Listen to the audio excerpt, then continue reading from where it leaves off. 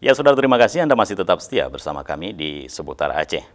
Pemirsa, Kapolda Aceh Irjen Polisi Ahmad Haidar turun langsung ke lapangan untuk memantau dan mengawasi langsung terkait ketersediaan minyak goreng di Banda Aceh dan sekitarnya pada Kamis 17 Maret 2022. Pemantauan yang dilakukan Kapolda Aceh pada dua lokasi di gudang minyak goreng curah di Kampung Mulia, Kecamatan Kuta Alam, Banda Aceh, dan gudang distributor minyak goreng kemasan merek Sanku di Pagar Air Aceh Besar.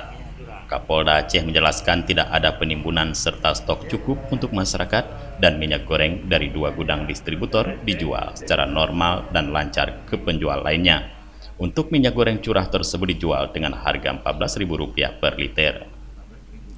Kapolda menyatakan Polda Aceh siap melakukan pengawasan untuk ketersediaan minyak goreng baik di tingkat distributor maupun penjual lainnya.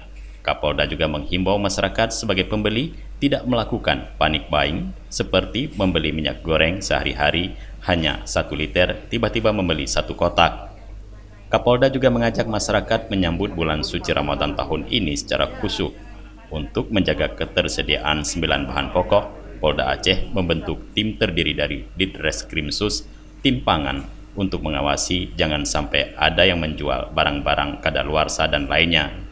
Dari Banda Aceh, tim Liputan Aceh TV melaporkan.